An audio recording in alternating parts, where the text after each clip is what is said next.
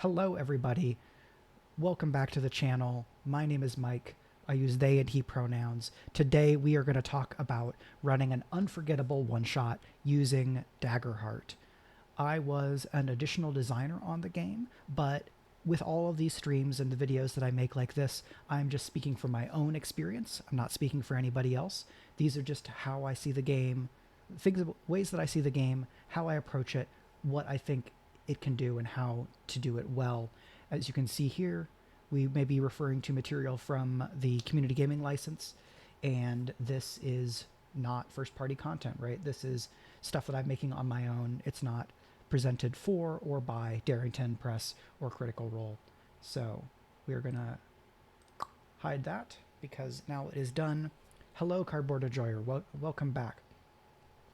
Today, I'm going to talk through, I think, the 5 big things that I keep in mind and try to use and employ in order to get the most out of a one-shot of Daggerheart.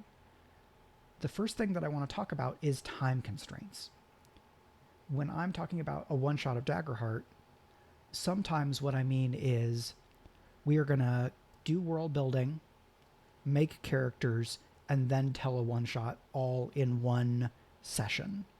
That can be a lot if you are going through the full process of learning how to make characters in Daggerheart, making those characters, and then learning how to play the game. I think you can do it. I have done it. If I have my druthers and I'm trying to do this all in one shot kind of approach, I probably want more like 4 to 5 hours, where a lot of the other games and one-shots that I run are somewhere between 3 and 4 hours. So as I'm describing this, I want you to keep in mind what your time constraints are, and there may be some adjustments that you want to make, right? If you're running the Quick Start Adventures, the Sablewood Messengers, right, that has pre-gens, you don't necessarily need to do a lot of world building, but there are some prompts and some other things that you can do to weave stuff together. Mostly what I want to talk about is a one-shot where you are creating original characters and doing some shared world building and then trying to tell one cool story with those characters and the setting that you have built together. I think a lot of this will still apply to like a 2-session miniseries, a 3-session miniseries, where you're still trying to tell one pretty condensed story rather than a multi-arc campaign.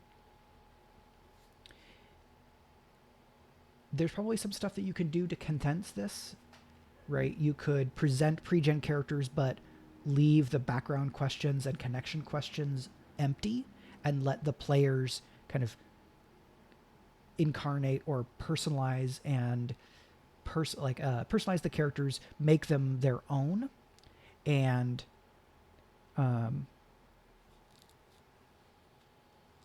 so not a hag. I have the advantage of having taught the game to a lot of people and knowing it very, very well.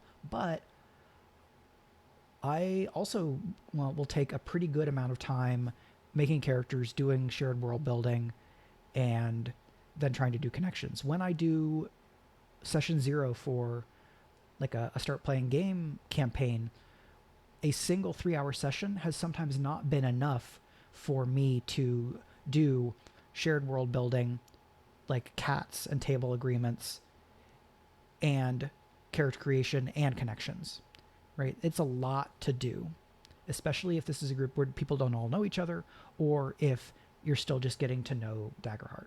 But for this, what I want to kind of assume or state is that you got people who have some amount of comfort with each other and or are pretty comfortable doing shared world building and or will pick up a game pretty decently in terms of internalizing the material and the rules, so that we can have this all-in one-shot approach. With that said, the 5 elements that I'm going to want to talk about today are building investment in your setup and world building, collaborative prompts, doing your prep for this one shot. This may include doing that prep in very short amount of time, right? Like a 15-minute break. Keeping the game moving while you're running the one shot and taking big swings to make the story memorable. As I rebalance here, important, this is just the way I do things for my style as a GM. You may need to make other adjustments for you. I'm going to try and present things in as broad a manner as I can for talking about Daggerheart, but your mileage may vary, as with many things. So the first big thing, and I've talked about this a little bit already, is when I'm doing a one shot, if I have the time, I want to do some shared world building, right? I want to either bring out one of the cool maps that's in the core book where there's a pick list and you pass the map around, everybody takes turns adding something from the pick list or creating something new, putting it on the map and telling the whole table about it to build the setting together, right? Depending on how much time you have, that might be 2 times around the table. Only 1 time around the table might work for a one shot. I'd rather have a little bit more because doing that shared world building will also help with character creation. Because if people know some of what is out there in the world, they might be able to build on what is already established in that shared world building. Not So Simpleton says, thanks for these videos. Well, thank you so much for being here and for supporting my efforts. I'm excited to keep sharing my thoughts about the game and build the creator and enjoying communities of Daggerheart together. So I like the map game that's built into Daggerheart. For a campaign, right, I definitely want to go around the table 3, maybe more times in doing that shared world building, and then I'll probably do follow-ups on top of it as well. For a one-shot where I'm a little bit more constrained in time, I might use the Mad Libs style one-shot generator that is in the core book. It's not in the SRD, but it is in the PDF or the physical book, right? I have the fancy version. It lives right here because I'm doing Daggerheart stuff so often that I just want to have it on hand, right? The fill it in Mad Libs style gives you a specific structure for the type of adventure. It constrains your options by giving you short pick lists, and yet it still provides room for players to make choices, have input on what the world is like, the type of story that you're telling, maybe some things about the types of antagonists. Because if the players have buy-in from the earliest stages, right? What type of story do we want to tell? What kind of world is it? What interesting things are in the world? Who are the major players? I have found that can create a shortcut to emotional investment, so that even though we are playing for only 4 or so hours, people get excited and invested and involved with wanting to build the story together, and they care about what is happening, even though this is a one-off story. And there's a lot of different ways to create investment. I'm focusing on the shared world building thing here because for me, it's a really important part of what I think can make Daggerheart special, and that the game is set up to utilize and support that approach.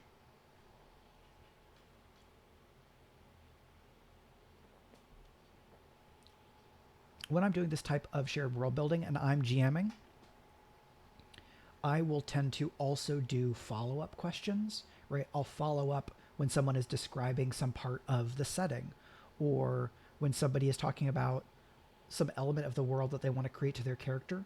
I may ask follow-up questions about that because I'm going to trust my curiosity while I'm doing my active listening to find little places where I think we can dig deeper toward creating more shared emotional investment. Pathfinder PhD asks, when using the Mad Libs prompt, is it critical to keep the possible entries restricted? I would strongly recommend picking the answers that are on that list unless none of them are appealing to the group. The more experienced you are with using the Mad Libs structure, the easier it will be to figure out whether an off list suggestion still fits the structure of what the Mad Libs approach is set up to do. If you feel like you have a solid sense of what the given list of items is doing or conveying, then that's going to be easier to improvise while still applying it. So Cardboard Enjoyer, there was a series of games called Mad Libs where there'd be a paragraph, and in that paragraph there would be kind of blanks, and the blank would have the like part of speech that it was, right? So it would be person or noun, or there'd be a, like verb here, adjective. And the idea is that you would play this with other people and you say, okay, I need a noun for a place. And someone would just come up with something, right? Just make something up. And you would call out those prompts without necessarily reading the rest of the paragraph. And then when you have answers for all of those, you read out the whole paragraph with the answers that were provided by the other people that you played with. And you would see how well the words or suggestions that they gave fit with the paragraph as is. This would often lead to kind of paragraphs that were very funny and silly because the answer that was given would be incongruous in some way with the way the rest of the paragraph is set up, or the different things might not connect with one another in ways that you would expect. There's any number of reasons why one might not know Mad Libs. Pathfinder PhD says, this is why I had difficulty with it then. I tried that for my first one-shot. I think there's always going to be exceptions, but if do not apologize for being the age that you are, Cardboard Enjoyer. It is totally fine to ask that question. I'm happy to have explained it. For those pick list answers, I think it works the best if you stay with that structure, because that structure was built with intent, as I understand it, and as has been my experience using it. Maybe it will work for you, but if you are doing your first Daggerheart one-shot, or if you are nervous about keeping things kind of coherent together, then I probably advise hewing more closely to what is written in terms of those pick lists and that structure.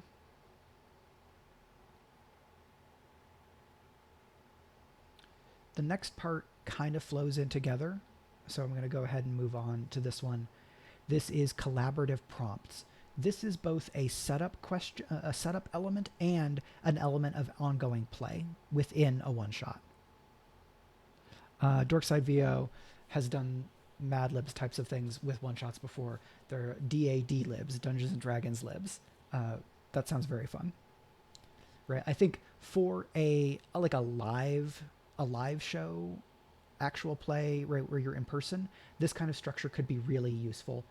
I wonder if the 20-sided tavern, that's like pseudo actual play, I wonder how much what they do bears similarity to this kind of approach. I have not gotten to see a performance of 20-sided tavern, so I don't know for sure. You've done some world building together. Maybe you want to dig more deeply in the world building, or you as a player have things that you want to suggest to round out the setting as you see it. So you might create some shared world building prompts. Like, I'd love for everybody to describe for me one like legendary creature that you think is in this world, right? And if you've got 4 players, that's 4 creatures, and then you might pick one of those creatures to be a major antagonist or major figure in the one shot, right? You're taking something that people have created based on prompts and collaboration, and then you're pulling it instantly into your prep, and there'll be more on prep later. When you are doing character creation in Daggerheart, every character class has background questions. There's 3 questions per class. Generally, it can be useful to use those questions as they are, because as I see and as I use them, they're designed to make you ask certain questions of yourself and consider certain elements of who your character is as an example of your given class. I did a whole stream on optimizing and using these character background questions, so there's a lot to consider there. For this stream, I'm going to do a more condensed version of talking about how I encourage people to do things. Right, I want you to run Daggerheart in the way that makes you happy. If you want to do it the way that I'm doing, here are the suggestions. Right, I'm just going to make sure that I'm being clear about what I'm suggesting here. When you answer those background questions, or when the players answer them, they are going to be generating NPCs. They are going to be generating places. They are going to be making declarations about a given character's perspective on things that have happened in their life. They will be suggesting or creating the details of important moments or objectives for the character. And if you've got a one-shot, those are gold in terms of mining the answers for material to bring into the game. Because if the one-shot is going to be the best that it possibly can as a game of Daggerheart, for me, that means that I want the action of the plot to be really closely or intimately tied to the objectives, backgrounds, and relationships of the player characters. In Apocalypse World, I think is the first game that frames it this way, but this is just good wisdom. There is the idea of PC, NPC, PC triangles, where there is one NPC that is connected to two different PCs, and the relationship that NPC has to each of the player characters is different. The way that I tend to think about this in a Daggerheart one-shot is an NPC might be suggested or created by one player's background answer, and then I find a way to try to connect that NPC to some element of a second player character's background. Okay, you have a rival that you studied with, and you've described them a little bit, and then this other player has talked about a sibling that they lost track of. I might look at those two descriptions of a person and ask, can they be the same person? I will often directly ask the players, do we think that this character is the same person as this character? Or what if these are the same person? Right? I will give the players a little bit of veto power or be more overt when I am doing some of these connections to give players the chance to either push back or reframe some things. And I'm doing this because I want to increase the emotional investment of the players. And so giving them at least visibility on this process, I think can be really useful. So I'm just going to read some comments here real quick. Not a Hag says, I was planning to also give players some small magical artifacts based on the world building they will be doing during the game. I hope it makes them more invested. If the flowers in the magical forest that I asked them to describe give +1 something or can clear stress if you count their petals. That sounds really fun. I think that there's a good chance that may that work. It's not an approach that I had thought of, but I like it as a way of drilling down to material, physical elements of the space that then the characters are going to have some relationship with, either because of direct connection or because the player has a connection to them because they were built together. Yeah, Dorkside VO. Masks is a masterclass in terms of how it provides tools and encourages you to connect the characters and do setup, right? The when we first came together structure for the player characters, like first adventure as a team before session 1, I think is really great.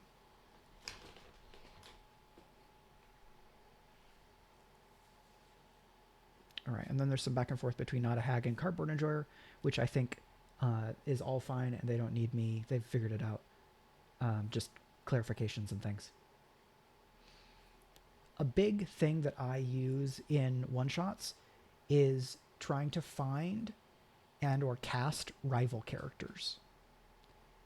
They might be established in somebody's backstory from a background question, right? Somebody who you competed with, somebody who hurt you, right? The Guardian has a background question that talks about that, basically you failed or somebody defeated you at some point.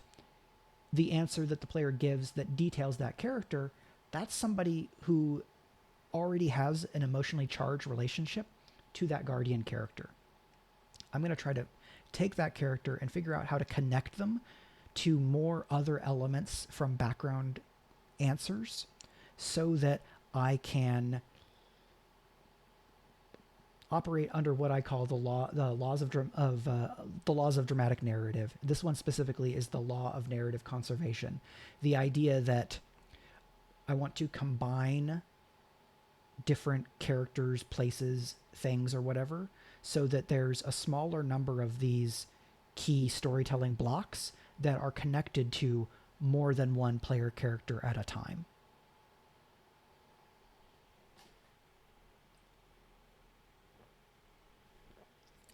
Some examples of this. In a one-shot I ran for some writer friends a couple months ago, one of the player characters was a member of a King's Guard, right? Royal Guardian, Royal Protector, Court Knight. That king died. But because this character was a member of this King's Guard, there were other King's Guard, right? That is just something that we established in character creation and shared world building. Cool. I know there's other King's Guard characters. A second player character made a brawler using the playtest brawler material who had a really philosophy forward martial arts style and worldview. I then created in the session, or I created them in my quick prep, and then I introduced them in the session, asking the Kingsguard character, there was another Kingsguard that you served alongside, right? I would give some description, and then I asked that player a prompt to let them kind of fill out some of their character's relationship to that NPC. I then built on that in how I portrayed the NPC, and I established that NPC was also a practitioner of this martial art that the second character was, but in action, right, through characterization of this NPC, I showed all the players, but particularly the second character's player, that this other martial artist was not following the same values that the player character had in terms of approaching this martial art as a practice in philosophy and compassion. What that means is that this character played two different roles to two different player characters. For the Kingsguard, this was another person who was like you, that you have a relationship with, and has now made different choices since the king is dead. But you had this emotional relationship to them, and now they're making different choices, and you're coming into conflict. For the second character, it was more, here is somebody who is already on the path that you're on, but they are approaching it with really different motivations. You don't know them already, but you come to see a parallel and contrast with them through who they are and how they act.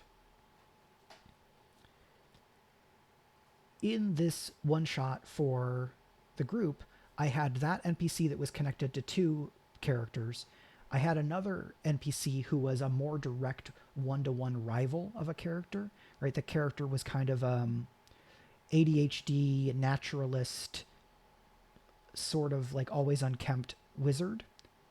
Her rival was a very type A, put together, always composed wizard who she studied with in school, right? So that character was more a direct reversal, right? Like a Superman Bizarro. But to be a rival, this character who was put together where the player character was disorganized was put together and really haughty and arrogant about it, right? Because that character then emphasized this bit of characterization that the player had created and was spotlighting for the character and was basically attacking it as a character fault, right? So I was putting spotlight on how the player was defining her own character through this person being disapproving and antagonistic toward it, which then gave that player the chance to speak up for who this person is, how she is, and why the way that she is in the world is not a downside, or a way that even if she sees it as a downside for herself, it does not make her unworthy or incapable. So there's been a bunch of different writings about like ways to do rivals. There's one particular YouTube video that I really liked that had a particular pair of terms that it used for this type of ways of presenting rivals. I don't remember the exact terms or the creator. I apologize. If you are that person and it sounds like you, there's a good chance it was. You are welcome to comment on the YouTube video and we can send people your way. The basic idea with these rivals is you either have somebody who is like you but has a different motivation, and often for a one-shot, I probably want to establish them as believing that they are superior to the player character, right? They're more established, they're more experienced, and then they're part of this, whatever the big plot is. Or I create an NPC that is a more direct refraction or contrast to some core element of the character while having some other element in common, right? The two King's Guards. Right? So it's basically how similar versus how different are they? Are they really similar but a little different, or are they really different but similar enough that you see a parallel? And there's different places along that continuum that you can land, right? You can flip the switch of do they know each other already or not, right? If they already know each other, there's probably going to be some more emotional investment from the beginning. If they don't, you may have to try a little harder to display either the connection or the contrast.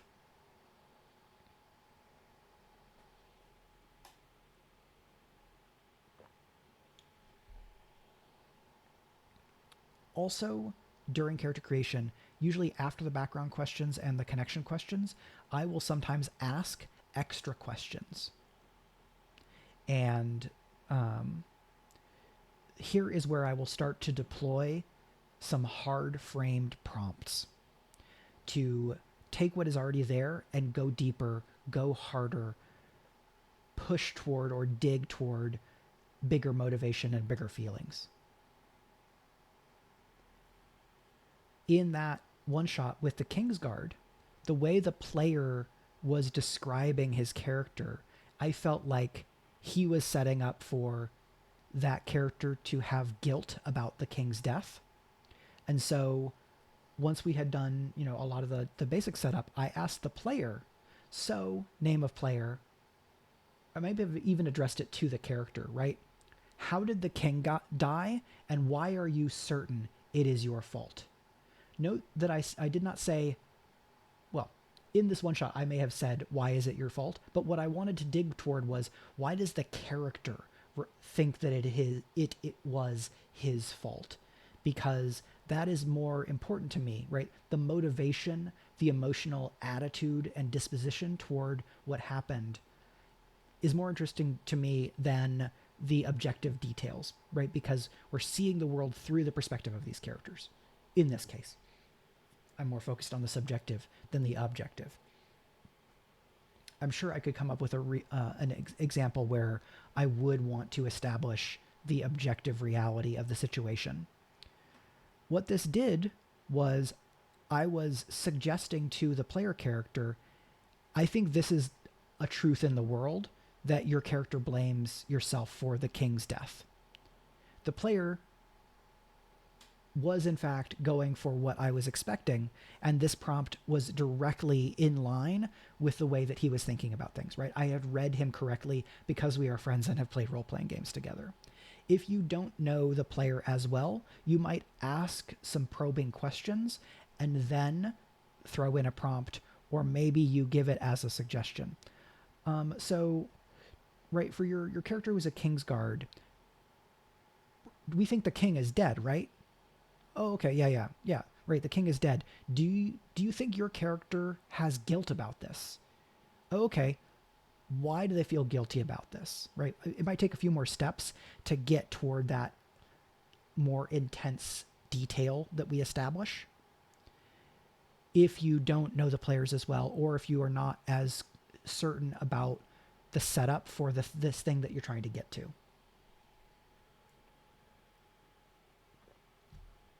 I will sometimes in setup also basically just pitch the idea of, I'd love to set up a rival for your character. Or can we talk about a place that your character has been and protected people and establish some of that, right? I look for places where I either feel like I don't know enough about a character to be able to start weaving everything together, or I am basically trying to cast rivals or NPCs to then use in my prep. Where I go, oh, okay, I don't feel like I have a way to connect this fourth PC because they don't have a direct rival. So I might try to see if there's other elements in background or in world building that we've established that I can connect to this player character, knowing that I'm then going to highlight that element in my prep for the one shot, so that in the action of the one shot, there are elements that have strong emotional hooks for each of the player characters. They may not be the same type of hook, and it may be that I can't connect all four player characters to one NPC. That may be harder. But if I can have a couple of connections here, a couple of connections here, a couple of connections here, and they start to overlap, now everything is able to work together more.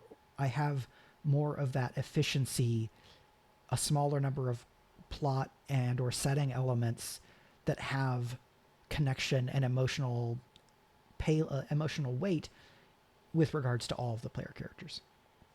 The Known Dark Senna asks, what's up? I'm curious, do you play D&D? I have played a lot of D&D. I started playing with Advanced 2nd Edition. I played 3rd Edition, 3.5, Pathfinder 1st, Pathfinder 2nd, only a little bit of Pathfinder 2nd, a tiny bit of D&D 4th, and I have played 2 full campaigns of D&D 5th, plus maybe a couple dozen other sessions. Mostly as a player, I've GM'd 5th edition very little. What I want from and the way that I approach games, I did not find that I was enjoying 5th edition as much because what it had and what I wanted just didn't line up as much. Daggerheart lines up much more, partially because I worked on the game, and partially because I worked on the game partially because it was already up my alley. I think a lot of this, the Known Dark Senate, I am not really in a position to take on more games right now, especially with folks that I've just met. I'm very flattered by the offer. I do love Star Wars. I don't tend to like playing evil player characters, so I think mostly that game may not be a good match for me. But I appreciate the offer. I have run like dark future, like evil future D&D game, or sorry, Star Wars games using the earlier D20 system, which was pretty fun. That game fell apart because I ran it when I was 20-ish, and I was not as experienced as a GM, and I failed to get all the player characters on the same page in terms of tone. But that's a different story. We've done some connections. We've tried to tie the characters together. We have a few core building blocks of setting that are connected to characters created in world building and or in that character creation. And now we are going to go do our prep. If you're doing this all in one day, this can be much harder. Because of how familiar with Daggerheart I am, and because I'm a very improv-oriented GM, I have run games of Daggerheart where I do 5 to 15 minutes of prep, and that's enough for a 3-hour session. This may not be the case for you. It might be that in your one shot, you take a dinner break and you eat quickly and then you do some prep, or you do some prep and then you eat right before the game starts. You're going to know how much prep you need, how much prep time you need more than anybody else is. And I'm not going to tell you that you are like, your own GMing style is your own, and that is neither better or worse than anybody else's, right? Short prep can work for me. What I am going to suggest is some ways that you might be able to prep more quickly or more efficiently in trying to do prep for a one shot. A lot of this is going to flow directly out of the connections that you've already made. If you have rival characters, they are going to be the driving force or one of the driving forces behind whatever is happening in the story. If there are locations or setting elements that have been kind of framed as important in the setting or important to the player characters, we're going to use those. What I tend to do is think about what is the bad thing, plan, agenda, ritual, or whatever that these antagonists are doing. What are the steps along the way to that? And what interesting places can the player characters have to travel through on the way to stopping the villains? Or what interesting place is this climactic conclusion going to happen in, so that that set piece combat or set piece conflict will be more interesting?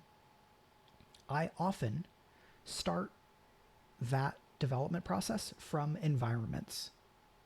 In this one shot with the writer friends, I had a traversal environment that represented the player characters chasing the villains through this weird, fantastical landscape. And that was the first major scene.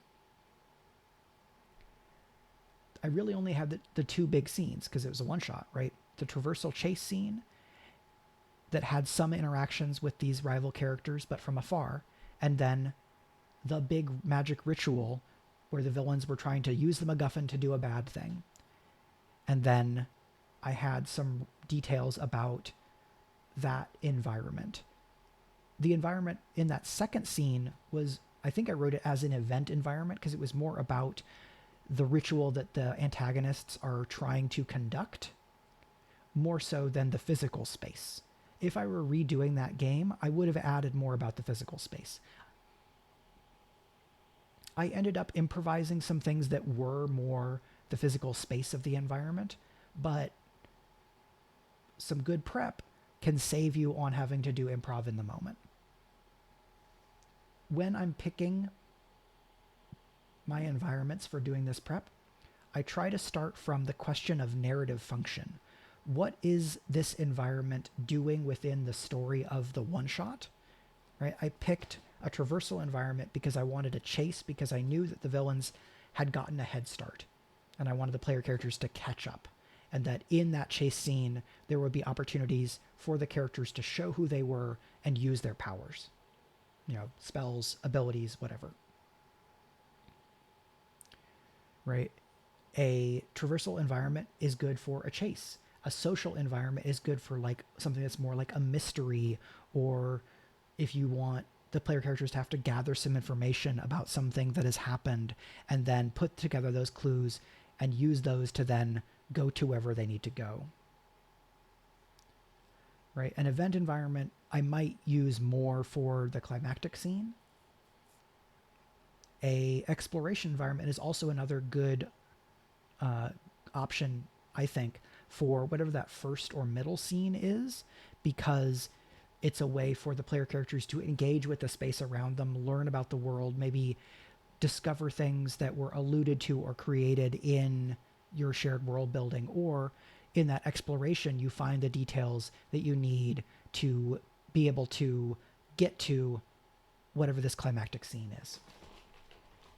Thank you to the Known Dark Senate and Kato Flex for following in the last few minutes. I'm very grateful to have you here, and I hope you enjoy. Those environments that I picked will suggest some potential adversaries I will also build out adversaries from whoever the rival characters are. For a one shot, I tend to lean more on minions, hordes, and leader characters or solo type adversaries. The hordes and minions give me a way of having there be a number of like individuals in the scene, and both minions and hordes in different ways can give player characters the chance to show off how cool they are, right? Minions, you can take out a number of minions in one roll, but the minions can be moved around. They can do one big group action. When you're fighting hordes, it represents a group of adversaries that move together. But then when you attack an adversary and you deal hit points, each of those hit points represents some number of adversaries in the horde. And that will also give you that cool fantasy of just wading through adversaries.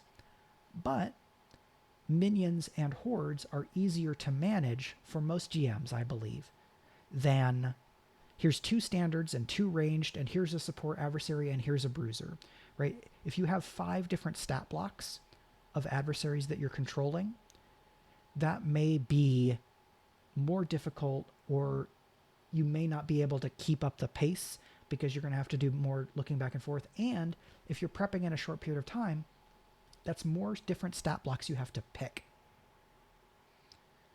For my rivals, I will often find a solo or leader adversary stat block as my base, and then I will make a couple of small tweaks to it to make it be that rival.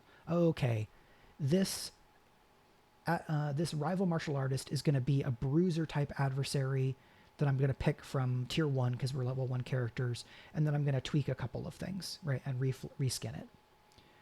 This adversary wizard is going to be a support type adversary, but then I'm going to beef them up a little bit because I want them to be a bit more of a big deal in the scene because they're going to be a co-villain in this one shot. Minions and hordes, I try to just kind of use them as is. I might reskin them, but that's going to be all description rather than changing their features or maybe their stats.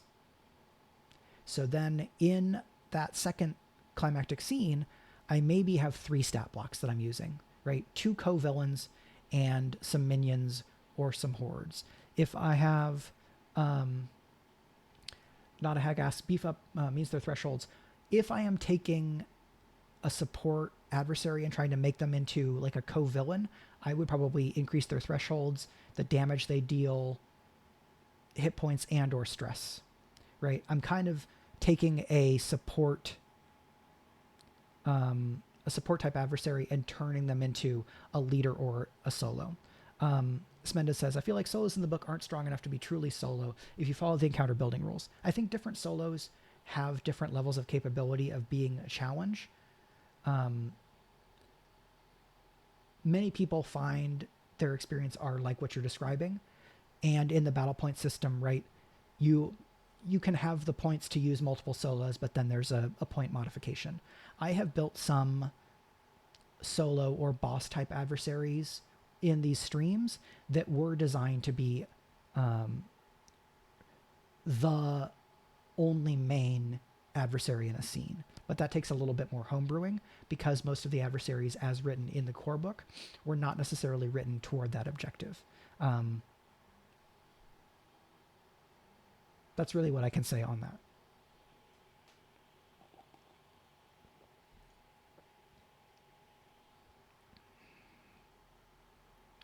When I'm doing these tweaks to adversary stat blocks, I'm going to be trying to do it in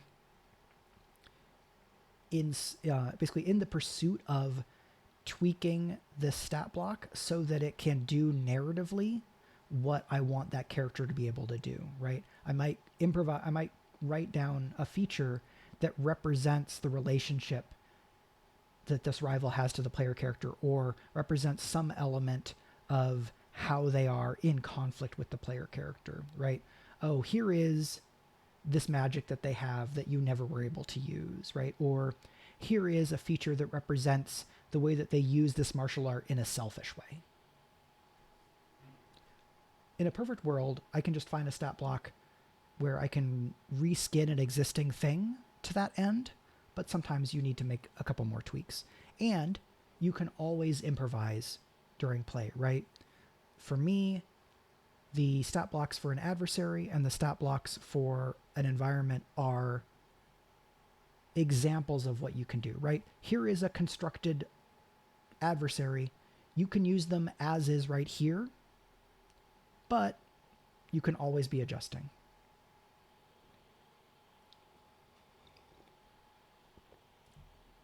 So Notahag mentions probably the volcanic dragon from the core book that has 3 phases, right? So that's one adversary, but in encounter building terms, we might think about it as 3. And then Alan Tucker says, it depends on the kind of encounter you want as well. A solo might be able to stand on its own for a short time, and that's okay. Not every solo needs to be a, quote, big bad, unquote. Absolutely, right? If I'm setting up a one-shot climactic battle, I want the player characters to win, right? This is not unlike other things in Daggerheart, but in a longer game of Daggerheart, I'm going to have more room for building up to a big bad multi-phase knockdown drag out fight that's going to last 2 hours on its own. In a one shot, I want to get into my scenes as late as possible and get out of them as quickly as possible, which is something I'm going to talk about in pacing. So from a battle point standpoint, these climactic scenes I make might be quote unquote undertuned, right? They may not be enough points based on the structure that was written for the book, but that structure is guidance, right? You can tweak it up, you can tweak it down, and I always know that I can tune the encounter in play by improvising moves. If you're less inclined to improvising moves in the moment, then yes, you may want to attend more closely to the battle point system if you want your climactic confrontation to reach that level of this is a real challenge for this many player characters based on how this system is written up. And Dorkside VO says, your solo doesn't have to fight to the death, right? I will often have rival characters not fight to the death because a dead rival is not as interesting in most cases to me as a live rival who either gets away or has been humbled in the moment to either make some kind of concession to the player character or to resent the player character more because of having been beaten, right? I want to give the player characters those last moments, those kind of concluding interactions with the rival characters, because I'm using those characters due to the emotional investment that the player character has in them.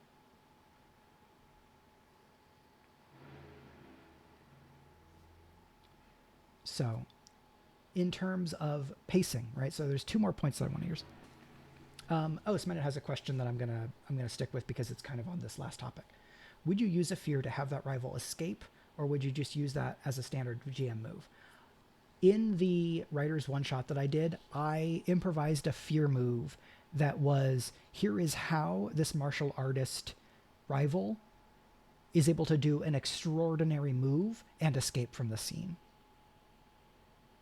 I think if there was a failure with fear on an action roll, and there was a solid reason, or this was a good opportunity for a rival character to get away, I might narrate that whatever thing they were trying to do goes wrong, or the villain is able to exploit it, and that gives them their way out, right? And so they lose the opportunity to defeat this adversary, right? That's the GM move I use. Take away an opportunity. Yeah, and not every one-shot has to have a completely tidy ending, right? Not every story has a tidy ending. I often think about one-shots in a TTRPG like they are a feature film or a short story in fiction, right?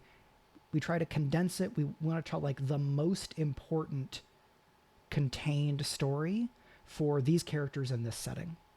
But we don't have to kind of We don't have to tie up all the loose ends. And in fact, having a loose end may increase the emotional payoff because you're like, oh, we did this, but then they got away, right? Like a cliffhanger ending well delivered can increase the kind of last. It can be like an emotional upbeat, right? You intensify the emotional reaction. And a one-shot can suggest that there are future stories without the players ever actually telling those future stories, because we can imagine that the stories of the player characters go on, even if we are not the ones to tell them, right? Because we can imagine the fictional integrity of this universe.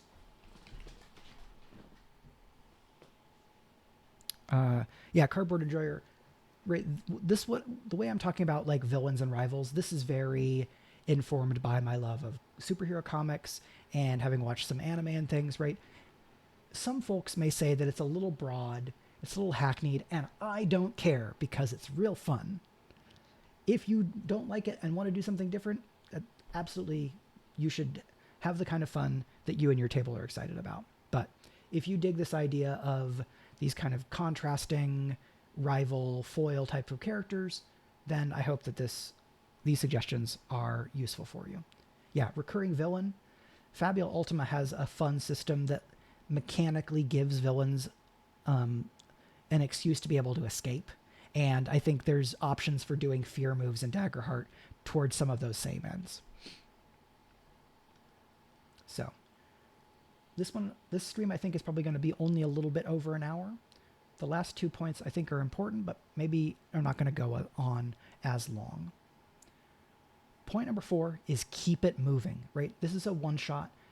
You want to get through a whole shape of the story in that one session, especially if you know that this group of people is not going to be able to get together again. I hate when I need to turn a one shot into a two shot. Often the reason I don't like it is because I feel like I did something wrong or that I failed the group in terms of pacing because I wasn't able to fit a story into the time that we had. Now, sometimes there's extraordinary circumstances, but toward the end of being able to keep a one shot as a one shot, I like to try to keep the story moving. Something I said earlier was this idea, and this is also some wisdom that shows up in prose writing, and I think probably in other forms of storytelling. The idea that you want to get into a scene late and end a scene early. This does not mean start a scene in a way that is disorienting to the audience, and it does not mean end a scene before there is some kind of important move or beat. What I mean by this is if you're trying to keep it really trim, enter a scene just late enough that you can give the players a rundown of what is what is going on and what the place looks like, and immediately prompt them to take some kind of action or provoke them with an important beat that plays out or pursues a major motivation in the scene, right? We don't slowly build up the scene. We get into a scene, we see what's going on, we establish, we do an establishing shot, and then boom, I introduce some obstacle or challenge, or I pull at a character's motivation.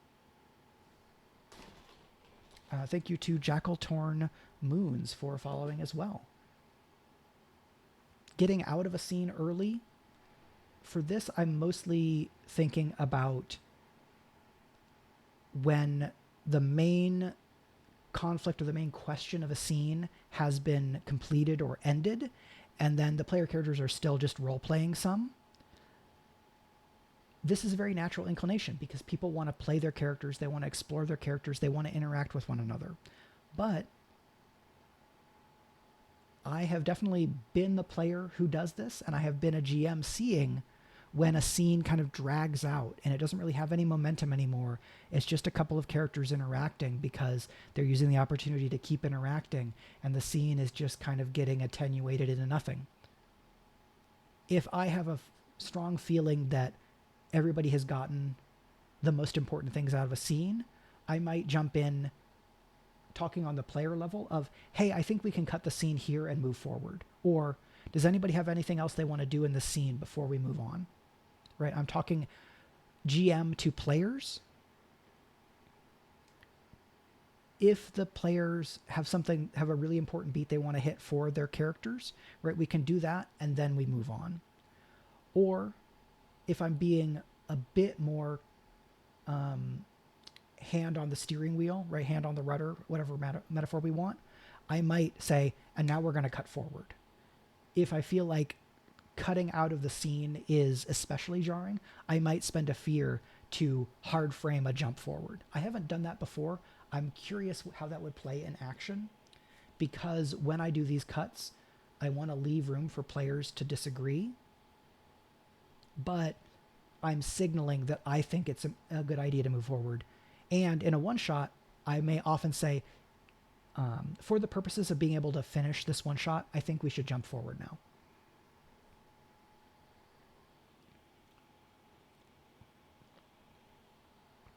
Yeah, Dorkside VO, I generally agree, right? If a one shot has the same pacing as the introduction to a campaign, where it's a slow burn, where we're getting to know all of the characters, for me, that is going to leave me feeling like I don't have much runway to escalate, right? If it's an hour of introducing the characters and getting to know them, then I only have 1 hour to introduce big challenges and then an hour to do climax and conclusion, right? If I have 3 hours. Other people, maybe it works for them. For me, I want a bit of a hotter start and a quicker pace. Yeah, right. Starting in medias res can be really, really useful, especially if you know the players enough that you are confident they have confidence in you, that you can start them in the action and orient them enough that they can keep moving forward, right? Or that they're going to be able to get a lock on their characters pretty quickly and then move them forward. Another thing that can help that pacing is using character-specific prompts as you are building the momentum of the scene, or to cover narrative ground that otherwise might be more unpacked and longer, right? You might say, you ask the warrior, so, right, and this is the beginning of the session, right? You introduce the challenge, you say, and you're following the cultists, and you reach a bandit camp, and these bandits have been hired by the cultists. Because this is a one-shot, I want to resolve this quickly. Warrior, I want you to lead a group action that is the whole group fighting these bandits, and then we do these rolls, and then the warrior gets a success with fear, and I'm going to ask the warrior character, okay, the warrior player, all right, so describe how it is that you all as a group dispatch these bandits, but you take some injuries along the way. Everybody has to mark a stress and a hit point. I mean, bandits and cultists, right? These are two groups of low tier adversaries that are in the book. They're very usable and flexible. So you can use a group action to resolve a whole scene using prompts there, or you can use prompts without rolls as a way to spotlight the capabilities of individual player characters, right? Druid. You came upon a corrupted grove where chaos magic had clearly been used to warp the natural world. How was it that you were able to kind of understand and undo the magical corruption in that grove, right? You're doing a whole scene in like 5 minutes, but you are giving a player the chance to spotlight their character and show off their capabilities. Hey, hi Nathan.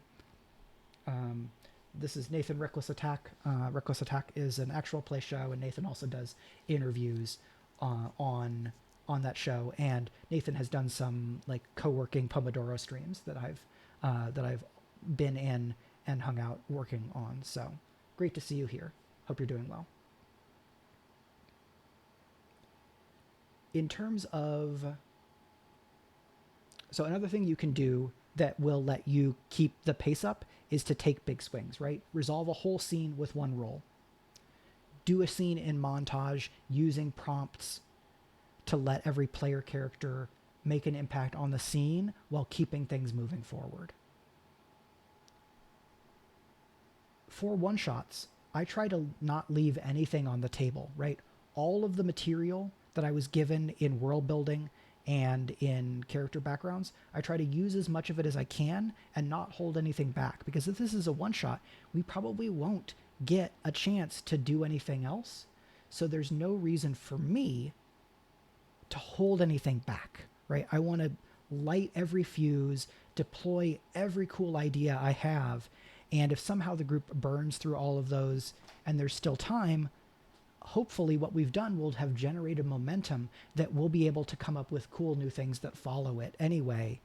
And I won't need to have held anything back. Or, cool, we did a one shot that I thought was going to take 4 hours and we did it in 3 hours. If everybody's happy, then we can just like go and grab a beer, or we can just hang out and talk about how much fun we just had. Or we can like daydream about what might happen next in the story, knowing that we're never going to come back to these characters, but we're still getting to tell some stories together, right? All of that sounds fun to me. Taking big swings, right? For me, this means my storytelling tends to go a bit more broad when I'm doing one shots because we just don't have the time to build up an accretion of subtext and like expectations and reversals over a longer period of time. It's more straightforward. These people took this thing, they're going to do a bad thing with it. You are trying to go and stop them. Here are the challenges you face on the way. And then you have an emotional confrontation with your aunt who raised you, but then revealed to you that she had raised you in an evil cult, and you turned away from her, and now you're confronting her again. Right? It's not the most complicated storytelling in the world, but trying to do a whole story with characters who didn't exist 3 hours ago in a world that didn't exist 4 hours ago is already hard in a number of ways, or can be hard. So some of the sliders are more difficult, and you take other sliders and you make them less difficult. My inclination as a GM for one shots is toward action, is toward chase scenes and things like that, partially because I love that genre. I like action storytelling, combat, using fight scenes to tell stories and reveal characterization. Other GMs, right, they want to do horror, they want to do mystery. All of that is cool. These tips may work to varying degrees for some of those other approaches.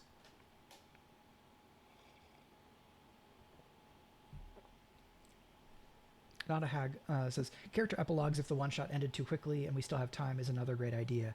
Yes, I really like leaving time for epilogues if at all possible, right? We resolve whatever the main conflict is, and then I tell players, okay, we're going to do epilogue.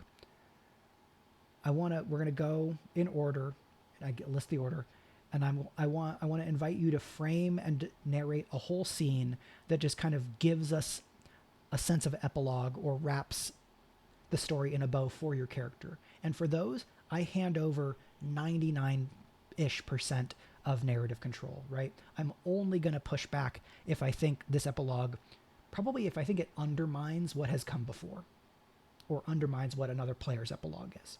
Otherwise, I really want to leave them with the latitude.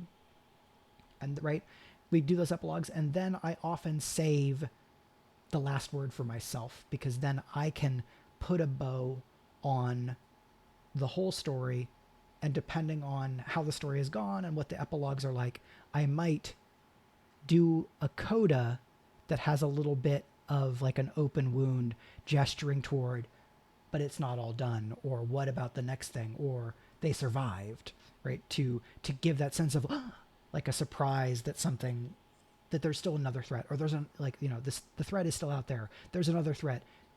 It was bigger than we thought, right? And that can help give like a propulsive last motion to the players to come out of the game like really energized. Hand comes out of the rubble of the fallen castle. Absolutely. Good times, right? Reveal a looming threat, GM move, right? If I've got some fear left, right, I might use that type of a ploy to intensify or escalate what has happened. and to put it in context of some larger imagined story, right? That can be really fun. Another way that I will take big swings, and this is sort of similar to what I said earlier, right? Rather than a standard fight where we have to take all of an NPC's hit points, right, to take them out of the fight, to have them defeated, I may, especially if time is at a premium, make a bit, like basically step in as the GM and say, hey, I think we need to start wrapping this up. Here's my pitch of how we can do this, right? And then I present the way that we modify or reframe the scene to resolve whatever the biggest conflicts are, right? And I might take us from a normal play mode, zoom out a little bit, or move not into fast forward, but into montage and say, okay, let's have a roll for whether you're able to convince your aunt to give up the cult. Why don't we have a group action that is you all trying to break the magic spell that is trying to destroy this artifact, right? I use the tools of the game as is, but I'm framing it in a different way, or I am expanding how much can be done with one roll. Another thing I love for one-shots is to offer the PCs a chance to snatch victory from the jaws of defeat at a big cost. Daggerheart draws from some of the Power by the Apocalypse tradition. In Power by the Apocalypse, there's some guidance that talks about offering hard choices. You can do this, but if you do, then why? Or you can only save one of them, or you can do this thing, but it will cost your life. For a one-shot, you can set those costs very high. So Not a Hag says, I'm a little scared of ruining the RP atmosphere when I say something like, we are out of time, I think we have to move on. The way that I would try to present it, and this is just me, to kind of minimize how much of the atmosphere or investment you've lost is not, we're out of time, we have to move on. If I can, instead I will say, in the interest of time, I want to take a big swing here, or I want to zoom out a little bit and let's use one roll to resolve this thing, right? Where there's still stakes, there's still uncertainty, but we are shifting a little bit so that we can cover more ground. Hopefully that works. If it doesn't, then you may want to take a different approach. In a one-shot I ran at Gen Con, not this last year, but the year before, I was playing with people who I'd all played with before. So I knew them decently well, but only one of them had played Daggerheart before. So I'm like introducing the game to them. We have this whole story about basically a giant monster made out of ghosts. And one of the player characters had like a regret of somebody. I think this is a loved one who had died, and right, so had some survivor's guilt. And as we were getting toward the end, rather than have a whole fight against like a colossus-sized monster, I zoomed in on the emotion, right? And I gave that one player character a chance to make a big swing to try to kind of undo this ghost tempest. And they rolled a success with fear. And so I say, all right, with a success with fear, you can do, I wrote it out like a custom move or like a love letter, right? Here are 3 options. Pick one. I handed it to that player. And then I told another player, basically, if you do insert big thing that I don't remember, you will get to also pick one of these options. So, right, we had these characters who had these various guilts and regrets, and I put agency in their hands of basically, how bad do you want it? How far is this character willing to go to do these things that you all set out to do over the course of this one shot? Now, you might say, oh, well, if you're never playing these characters again, then sacrificing yourself feels cheap. If we've all done our work and our job in building up these characters and building our emotional investment in them, it should not feel as cheap. It should feel like a more meaningful choice. For me, it's the same kind of thing in like if a character dies in a short story. It may be unfulfilling, but it depends on how well that character has been built up, how much you've invested in them. Dorkside VO says, something that I like to do to allow for a little deeper character exploration because you don't always get that at a one-shot table, especially if it's a sudden pickup game. I include questions about memories that come to the character's mind based on action rolls. A failure with fear. Tell me about a memory of a time you felt worthless. On a success with hope. Before this moment, what was the most heroic thing you've done? I love that. I've done things along those lines before. I think if you can personalize prompts like that in your prep, that's a way of making it feel really personal. These questions I think can work really well. For some people, maybe they require a little bit more buy-in, but maybe it doesn't matter. You know, for some people, they're going to take that and they're going to love the latitude and they are going to buy in themselves because they want to, right?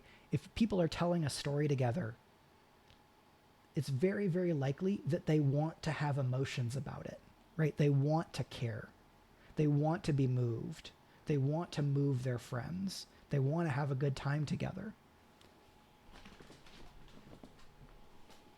In some ways, that makes what we're trying to do in running these one-shots easier. But as we've said before, there are some things that can be pretty difficult in terms of running a one-shot. So I really like that, Dorkside VO. I present this guidance and I spotlight it to other people and say, this I think is good. You should try this.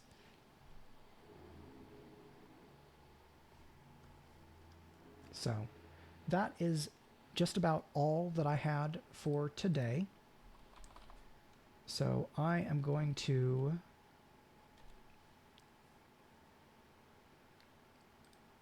share a couple of links real quick. Pardon me while I go and find a thing. This last weekend, I did a 2-hour Daggerheart GMing seminar, sharing my opinions and perspectives about the game and doing a lot of Q&A. There were 10 seats. We had 10 people. I got very good feedback from it.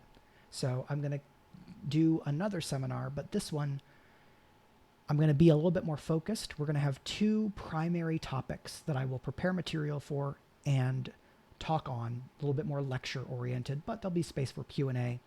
And then there will be dedicated room for other Q&A.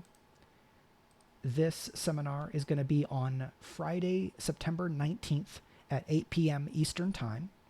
There are currently 9 seats available as of when I'm live streaming this. If you are interested in getting 2 hours of really focused kind of ideas and tips and guidance from me, specifically on countdowns and running dynamic combats, you can take a look at that. The streams that I do like this, these streams are always going to be free, but I am mixing in some other things, right? There's going to be a patron-only live stream this Friday. In a couple of weeks, I've got this seminar. This is a paid seminar. Absolutely do not feel like you have to do any of these other things. I am excited and delighted at how many people have been engaging with watching live or watching the VODs of these streams. If you feel like, if you want a more focused, more individual attention, bigger chunk of thing, you could do that seminar. If you want more of how I do homebrew and designing Daggerheart compatible material, right, you can sign up for my Patreon. There'll be some stuff that is free, and then there's there are many more things for paid subscribers at various levels. Those levels start at $2 USD. More stuff unlocks at $3, and then there's some extra special stuff at the higher levels like $10 and up. But again, I'm going to keep on doing these videos and finding ways to share my thoughts about the game for free, especially because the economic situation for a lot of people is not great, in the USA, elsewhere as well. Depending on what your circumstances are, I want to keep making resources available. If you're in a position where you have the means to become a subscriber, or you want to use like a Twitch sub or whatever, and you feel like jumping in on these other things, that is great. Obviously, I appreciate it on an additional level because it helps me pay my bills, but I don't want to be pushy about it. Here are some options. I'm going to keep doing streams, and that is going to be all for today. Thank you so much to everybody who is watching live. I'm just going to go through the scroll. So thank you to Dorkside VO, Cardboard Enjoyer, Not So Simpleton, Not a Hag, Nathan Reckless Attack, Smenden, Alan Tucker, The Known Dark Senate, boom, boom, boom, boom, boom, boom, Pathfinder PhD, and anybody else that I missed, I'm sorry. And then a no note from Not a Hag. I feel much more prepared for my one-shot now. Thank you, everyone. The streams and the chat are amazing. We are lucky to have you as part of the Daggerheart community, Turbo Tango. Thank you so much. That's really kind. Getting to share my thoughts and my experiences with the game, kind of as I see it, and having people kind of respond so positively has really meant the world to me in a summer that's been pretty hard in some other ways. So thank you all for being here and part of this. Hello, Phoebus. Thanks for hanging out. This will be on YouTube probably tomorrow morning. And then on Friday, I am doing my patron and subscriber live stream. Here is that information for folks that are paid patrons. If you are a Twitch sub right now and you did not get a whisper from me about that stream, please whisper at me and I will get you that information. I think that I got everybody, but some people just signed up during the stream today. And if I don't get to you today or sometime early tomorrow, follow up with me so I can make sure to include you with that. So next week, there will be another stream. This Friday, I'm going to try to do a sharing spotlight. I ended up kind of with my voice a bit strained because of this stream today. I need to make sure to take care of myself, but I'm the only reason I will not do that stream on Friday is if I think that I only have enough voice for one thing, and it's going to be that that patron stream. So stay tuned. I will provide updates as they are appropriate. Otherwise, I wish you all a lovely day, and I will see you next time.